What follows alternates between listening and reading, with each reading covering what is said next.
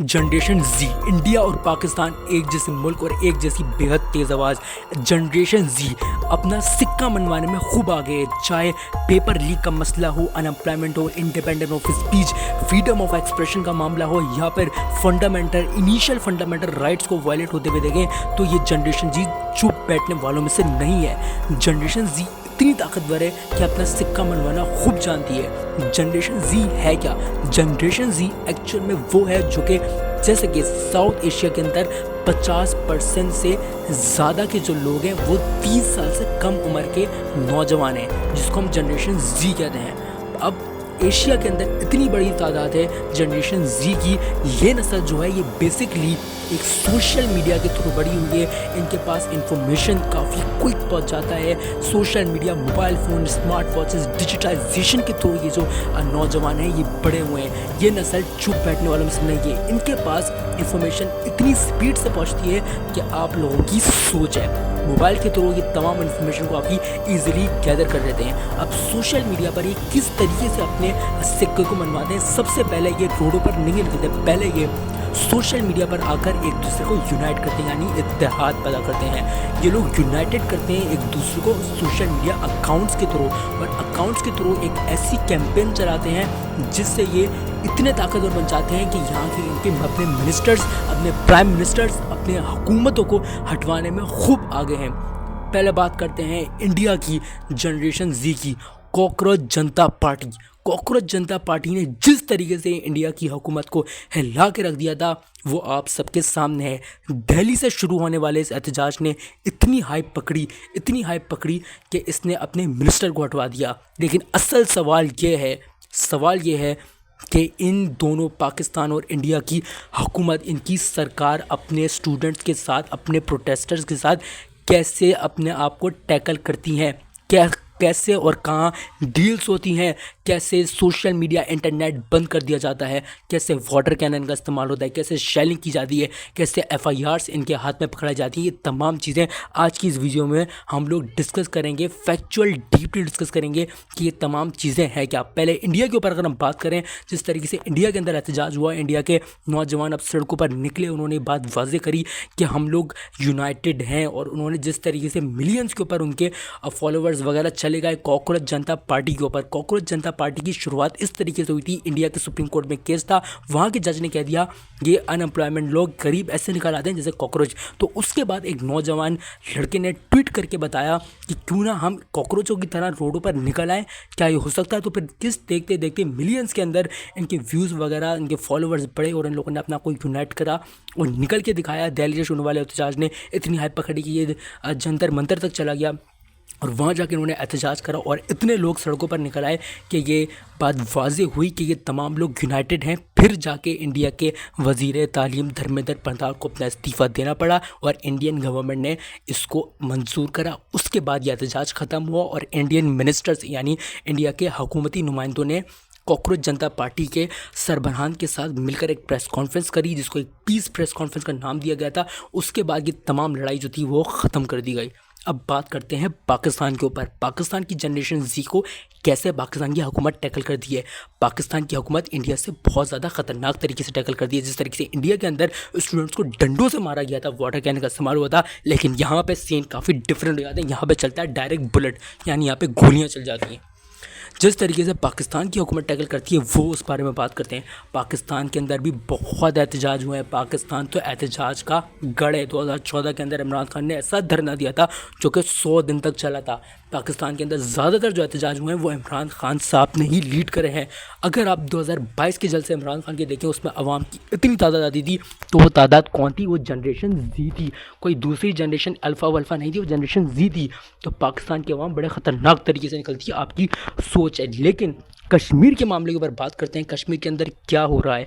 कश्मीर के अंदर भी जनरेशन जी ही रोडों पर है। आप जाकर वहाँ पर देखें, वीडियोज़ देखें, अल जज़ीरा की वीडियोस देखें, उसको अल जज़ीरा भी रिपोर्ट कर रहा है, तमाम मीडिया रिपोर्ट कर रहा है कि वहाँ पर जो अवाम है वो जनरेशन ज़ी है, वो कोई और जनरेशन दुनिया से बनकर नहीं आई है। लेकिन सिक्योरिटी फोर्सेस की जानिब से उनके ऊपर काफ़ी स्ट्रिक्टली उनको टैकल किया जा रहा है। मैं समझता हूँ ऐसा नहीं करना चाहिए। अपने ही लोग हैं, आपके लोग हैं, आपके खुशी में सुख का सांस लेते हैं, आपके दुख में गम करते हैं, आपकी कामयाबी पर तालियां बजाते हैं, और अगर आपके साथ कुछ गलत हो तो दुख और गम का इजहार करने के साथ साथ आपके साथ इत्तेहाद करते हैं, आपके साथ खड़े होते हैं। कश्मीरी पाकिस्तान की शहरक है, कश्मीर ना कश्मीर बनेगा ना लाहौर बनेगा, कश्मीर पाकिस्तान की शहरक है और ये पाकिस्तान की शहरक बनी रहेगी। मैं समझता हूँ जिस तरीके इंटेलिजेंस एजेंसीज ने बुलेट वगैरह फायर हो गए वहाँ पर बहुत ख़तरनाक किस्म के हालात हो गए। ऐसे हालात नहीं होने चाहिए थे कि कश्मीर हमारी आवाम है, हमें अपनी आवाम को बहुत अच्छे तरीके से टैकल करना चाहिए। लेकिन पाकिस्तान के अंदर बदकिस्मती से ये लोग बहुत बुरे तरीके से टैकल करती है हमारी हुकूमत। इनफैक्ट के फायर कर दिया जाता है और लोग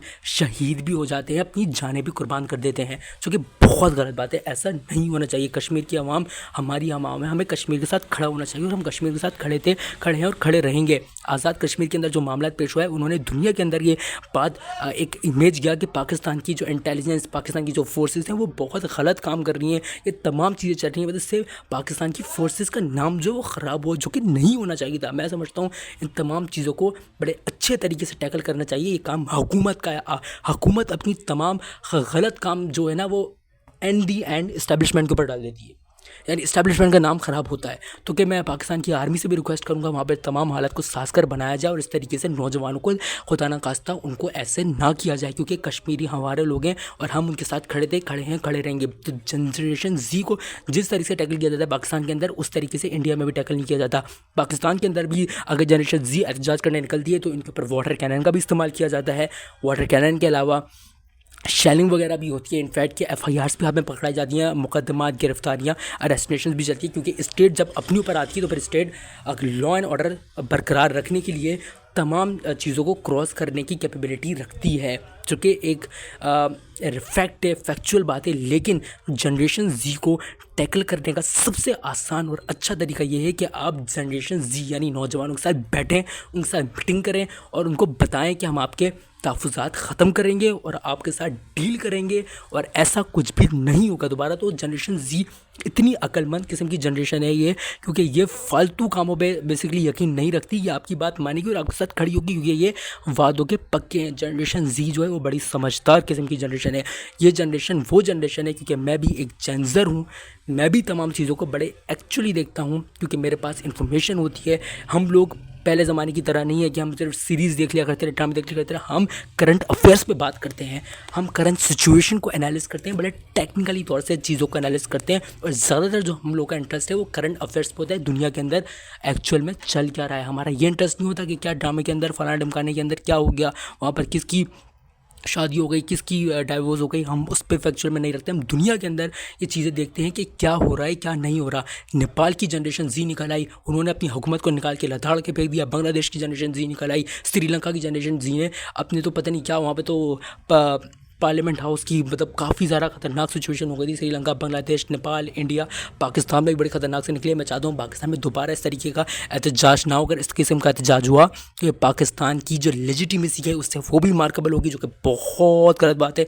ऐसा होना भी नहीं चाहिए और ऐसा ही ना बिल्कुल भी ना हो ऐसा। लेकिन रियलिटी ये है जो कि हमें समझनी चाहिए। The fact of the matter is this, अगर हालात ख़राब होते हैं तभी जनरेशन ज़ी निकलती है। जनरेशन ज़ी पागल नहीं है, वो इसलिए ही निकलती है क्योंकि वो जानती है कि हम अपने हकूक़ कैसे मनवाते हैं। इंडिपेंडेंस, स्पीच और फ्रीडम ऑफ एक्सप्रेशन का आप लोगों को एक्चुअल में वो देना चाहिए, ये हमारा हक है। अगर हमें हक नहीं मिलता तो हम लोग सड़कों पे निकल आते हैं, यहाँ तक कि एहतजाज वगैरह भी करते हैं, एहतजाज वगैरह लीड किया जाता है। जिस तरीके से इंडिया की जनरेशन ज़ी को आपने देखा कि उन लोगों ने कॉकरोच जनता पार्टी एक बनाई, उसको इनिशियल स्टेज पे लेके गए, उसके फॉलोअर्स बढ़ाए, उसको यूनाइट करा, एक दूसरे के साथ यूनाइट हुए, फिर इतना बड़ा एहतजाज लॉन्च करा जो कि इंडियन हुकूमत से नहीं संभल सका। पाकिस्तान के अंदर 26 नवंबर का आप एहतजाज देखने जो डी चौक इस्लामाबाद के अंदर हुआ था, वो भी आप लोगों के सामने है। तो ये तमाम चीज़ें आप लोगों के सामने चलती आ रही हैं, जिसको हम लोग समझ सकते हैं कि क्या है। क्योंकि ये जनरेशन ज़ी जो होती है ये सोशल मीडिया के थ्रू इकट्ठे होते हैं, फिर एक मैसेज ग्रुप्स के अंदर शेयर किया जाता है, पोस्ट दी जाती है, रील्स दी जाती है कि यहाँ इस मुकाम पर पहुँच जाए, फिर इतनी आवाम निकलती है जो कि हुकूमतों से संभाली भी नहीं जाती, जो कि बहुत ऐसी बात है जो कि तमाम चीज़ों को इंडिकेट कर रही है। वीडियोस के अंदर देखा जा सकता है कि जनरेशन जी इतनी बड़ी तादाद में निकल आई कि हुकूमत से नहीं संभाला गया, दूसरी हुकूमत से संभाला नहीं गया। आप बीच के अंदर जाके पुलिस को वहाँ पर छोड़ देते हैं और पुलिस और आवाम को आमने सामने कर दे रहे हैं, जो कि बहुत गलत बात है। हुकूमत खुद बैठ के एंजॉय कर रही होती है, लेकिन वहाँ पर पुलिस को आगे कर दिया जाता है। और पुलिस के सामने अगर पुलिस डंडा मारती है तो पुलिस भी बदनाम होती है, अगर पुलिस उसको मारती है वो बदनाम होती है। मैं चाहता हूँ कि पाकिस्तान की कोई भी किसी किस्म के कानून नाफिज करने वाले इदारे बेफजूल बगैर वजह के नौजवानों को ना मारे। अगर नौजवानों को मारेंगे तो बहुत गलत बात होगी। सोशल मीडिया इस बात को छुपने नहीं देगा, यहाँ तक कि अगर फायर होता है ना तो वो भी नहीं छुपता। तो यहाँ पर तो डायरेक्ट गोलियाँ मारी जाती हैं अगर कोई गलत काम करे। एहतजाज करने भी निकलता है तो उसके साथ बड़ा ख़तरनाक तरीके से टैकल किया जाता है। मैं समझता हूँ ऐसा नहीं करना चाहिए। गोलियाँ किसी चीज़ का हल नहीं होता, क्योंकि गोली होती है ताकत के ज़ोर पर आप किसी से कुछ भी नहीं बनवा सकते। हमें चाहिए इंसाफ हो और इंसाफ के थ्रू तमाम चीज़ें काबिल हों। और इस वीडियो के अंदर हमने जाना कि जनरेशन जी है क्या और क्या नस्ल है, क्योंकि ये नस्ल काफ़ी क्विकली चीज़ों को अंडरस्टैंड करती है, समझती है, टेक्नोलॉजी पर एनालिसिस करती है, फिर सोशल मीडिया के थ्रू एक दूसरे को यूनाइट करती है, फिर सड़कों पर निकलती है, फिर अपनी लोगों की, दुनिया की, हुकूमतों की, मिनिस्टर्स की, वज़ीर आलाओं की, सबकी गेम पर रखने में ये जनरेशन जी आगे। मैं चाहता हूँ पाकिस्तान के अंदर किसी को या एहतजाज ना हो, तमाम चीज़ें सालिसी से ही ख़त्म हो, सालिसी के थ्रू ही तमाम चीज़ों को टैकल किया जाए। थैंक यू सो मच जज़ाकल्लाह। Don't forget to subscribe the social मिशरास, क्योंकि इस चैनल के ऊपर मैं काफ़ी टाइम से वीडियोस बना रहा हूँ। आपने इस चैनल को सब्सक्राइब करना है, लाइक करना, इस वीडियो को प्लीज़ लाइक करें, क्योंकि आवाज़ को दबाने वाले तो बहुत हैं लेकिन बढ़ाने वाले कम है। तो आप लोग से रिक्वेस्ट है, दबा के शेयर मारें, दबा के सब्सक्राइब और लाइक करें, क्योंकि ये चैनल के अंदर मैं एक्चुअल में अच्छा कंटेंट लेकर आता हूँ। मैं कोई फैमिली नहीं दिखा रहा है यहाँ पे खड़े होकर अपनी। तो please subscribe the social media. Thank you.